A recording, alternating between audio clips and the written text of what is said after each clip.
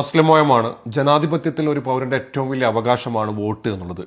നമുക്ക് SIR എന്നതിനെ കുറിച്ച് നമ്മൾക്ക് ഒരുപാട് ചർച്ച ചെയ്യുന്നുണ്ടാവും. ഒരുപാട് കുടുംബ ഗ്രൂപ്പുകളിലും മറ്റൊക്കെ ആളുകൾക്ക് ഒരുപാട് ആശങ്കയുണ്ട്. അതിപ്പോൾ നടപ്പാക്കുന്നതിനെ കുറിച്ചുള്ള ചർച്ചകളൊന്നുമല്ല. SIR എന്നുള്ള സംഭവം പ്രാബല്യത്തിൽ വന്നു. നവംബർ 4 മുതൽ ഡിസംബർ 4 വരെ BLMR നമ്മുടെ വീട്ടിലേക്ക് വരുന്നുണ്ട്. ഒരുപാട് ആശങ്കകളും ഒരുപാട് കോംപ്ലിക്കേഷനും ആളുകൾ ചിന്തിച്ചുകൊണ്ടിരിക്കുന്നുണ്ട്. ഒന്നും പേടിക്കാനില്ല. പ്രവാസികളെ സംബന്ധിച്ചിടത്തോളം അവർ നാട്ടിൽ വരണോ പൂരിപ്പിക്കണോ എന്നൊക്കെ ആശങ്കയുണ്ട്. അതിൻ്റെ ആവശ്യമില്ല. നമ്മുടെ വീട്ടിൽ ആരെങ്കിലും ഈ ഫോം കൊണ്ടു തന്നു കഴിഞ്ഞാൽ ആ ഫോം പൂരിപ്പിച്ച് അന്ന് തന്നെ കൊടുക്കേണ്ട ആവശ്യമില്ല. ഇനി ഫോം കൊണ്ടുവരുന്ന സമയത്ത് നമ്മുടെ വീട്ടിൽ ആരെങ്കിലും ആളില്ലെങ്കിൽ അങ്ങനെ ബുദ്ധിമുട്ടിക്കാൻ ഫോം പൂരിപ്പിക്കാൻ അറിയാത്ത ആളാണല്ലോ, പ്രശ്നമേയില്ല. നമുക്ക് പിന്നീട് പൂരിപ്പിച്ച് കൊടുത്താലും മതി.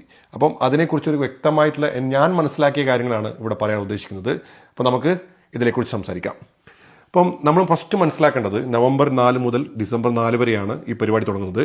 ഇതിൽ ഒന്നാമത് കാര്യമുള്ളത് എന്യൂമറേഷൻ ഫോം എന്ന് പറഞ്ഞ ഫോം, SIR എന്ന് പറഞ്ഞ സ്പെഷ്യൽ ഇൻറ്റൻസീവ് റിവിഷൻസ്. അപ്പം നോ ടെൻഷൻ, പ്രവാസികൾക്ക് ടെൻഷൻ വേണ്ട, അവരിങ്ങോട്ട് വരേണ്ട ആവശ്യമില്ല. നിങ്ങളുടെ വീട്ടിൽ ആരെങ്കിലും ഉണ്ടെങ്കിൽ അവർക്ക് ഫോം കൊടുത്ത് അവരെങ്കിലും ഒപ്പിട്ടാൽ മതി. അതുപോലെ തന്നെ പൂരിപ്പിക്കാൻ അറിയാത്ത ആളില്ലെങ്കിൽ അവർക്കും ടെൻഷൻ വേണ്ട.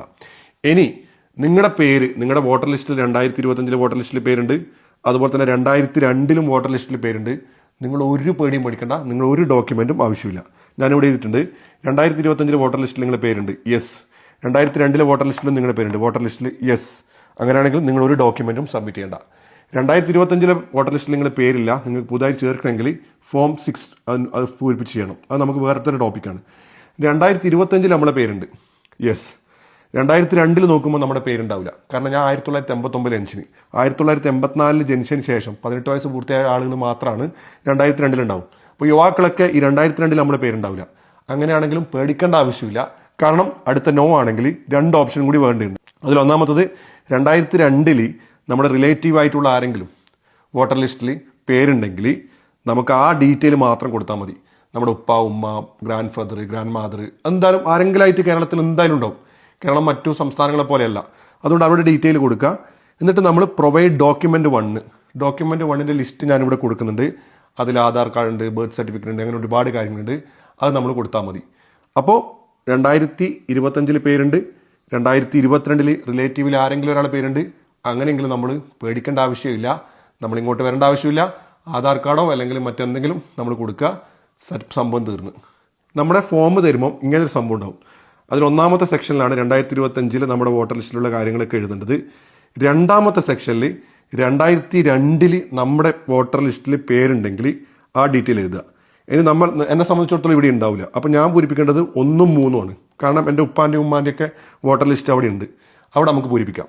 അപ്പം ഇങ്ങനെ അത് ഇതിൻ്റെ ഒരു സ്ക്രീൻഷോട്ട് നിങ്ങൾ കാണുന്നുണ്ടാവും. ആ സ്ക്രീൻഷോട്ടിൽ ഒന്നാമത്തെ നമ്മൾ 2025, രണ്ടാമത്തെ സെക്ഷനിൽ നമ്മൾ നോക്കുകയാണെങ്കിൽ 2002 നമ്മുടെ പേരുണ്ടെങ്കിൽ അതുണ്ടാവില്ല. 2002 നമ്മുടെ റിലേറ്റീവിൻ്റെ പേരുണ്ടെങ്കിൽ അത് കൊടുത്താൽ മതി.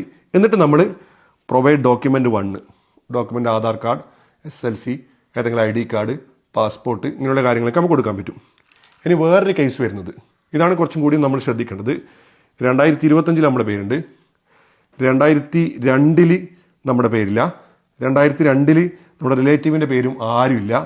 അങ്ങനെയാണെങ്കിൽ നമ്മൾ പ്രൊവൈഡ് ഡോക്യുമെന്റ് 2 ഈ കാര്യങ്ങൾ നമ്മൾ കൊടുക്കണം. 2025 നമ്മുടെ പേരുണ്ട്, 2002 നമ്മുടെ പേരില്ല, 2002 നമ്മുടെ റിലേറ്റീവിൻ്റെ ആരും പേരില്ലെങ്കിൽ 1987 7 മാസത്തിന് മുമ്പ് ജനിച്ചവർ അവരുടെ ജനനതീയതിയും ജനസ്ഥലവും തെളിയിക്കുന്ന രേഖ കൊടുത്താൽ മതി. 1987 മുതൽ 2004 ജനിച്ചവർ അവരുടെ ജനനതീയതി ജനസ്ഥലം തെളിയിക്കുന്ന രേഖ, അതുപോലെ തന്നെ ഉപ്പയുടെ ഉമ്മയുടെ ജനനതീയതിയും മറ്റും തെളിയിക്കുന്ന രേഖ. ഈ 2/12/2004 ശേഷം ജനിച്ചവരാണെങ്കിൽ ജനതീയതി കൊടുക്കുന്ന രേഖ, അതുപോലെ തന്നെ പിതാവിൻ്റെ ജനതീയതി, മാതാവിൻ്റെ ജനതീയതി കൊടുക്കുന്ന രേഖയൊക്കെ കൊടുത്തു കഴിഞ്ഞാൽ നമുക്കിത് ചെയ്യാൻ പറ്റും. അത് പിതാവ് ഇന്ത്യക്കാരനെങ്കിൽ നിങ്ങളുടെ ജനസമയത്ത് അവിടെ പാസ്പോർട്ടിൻ്റെ മറ്റു വിസയുടെ പകർപ്പും നമുക്ക് നൽകാവുന്നതാണ്. ആ ഡോക്യുമെന്റ് നമുക്ക് കൊടുത്തു കഴിഞ്ഞാൽ വേറെ പ്രശ്നങ്ങളൊന്നും വരില്ല. 2002 നമ്മുടെ വോട്ടർ പട്ടിക ലിസ്റ്റിൻ്റെ കാര്യങ്ങൾ അത് നമുക്ക് ഡൗൺലോഡ് ചെയ്യാൻ പറ്റും. അതുപോലെ തന്നെ 2025 വോട്ടർ ലിസ്റ്റും നമുക്ക് ഡൗൺലോഡ് ചെയ്യാൻ പറ്റും. പറഞ്ഞു വരുന്ന ഇത്രയേ ഉള്ളൂ, ഒരു ആശങ്കയും വേണ്ട. 2025 2002 ഉള്ളവർക്ക് തീരെ ആശങ്ക വേണ്ട. 2025 2002 നമ്മളെ റിലേറ്റീവിൻ്റെ ആരെങ്കിലും ആശങ്ക ഉണ്ടെങ്കിൽ, 2002 ആരെങ്കിലും റിലേറ്റീവിൻ്റെ ഉണ്ടെങ്കിൽ വീട്ടിൽ ആരെങ്കിലും ഉപ്പാനും ഉമ്മാനും ആരെങ്കിലും വിളിച്ചു പറയാം. നമ്മൾ ഏതെങ്കിലും ആധാർ കാർഡ് മറ്റുള്ള കാര്യങ്ങളൊക്കെ വീട്ടിലുണ്ടാവും, അത് കൊടുത്താൽ മതി. ഇനി ഇത് രണ്ടും ഇല്ലെങ്കിൽ മാത്രമാണ് നമ്മൾ സ്വാഭാവികമായിട്ട് ഡോക്യുമെന്റ് 2, ബർത്ത് സർട്ടിഫിക്കറ്റ് മറ്റുള്ള കാര്യങ്ങളൊക്കെ കൊടുക്കേണ്ടത്. അപ്പോൾ ഇത്രയും കാര്യങ്ങൾ ശ്രദ്ധിക്കുക, നിങ്ങളുടെ ഇത് കൂട്ടുകാരിലേക്ക് എത്തിക്കുക. അപ്പോൾ ഒരു പ്രശ്നവും വേണ്ടെന്നാണ് ഞാൻ പറഞ്ഞു വരുന്നത്.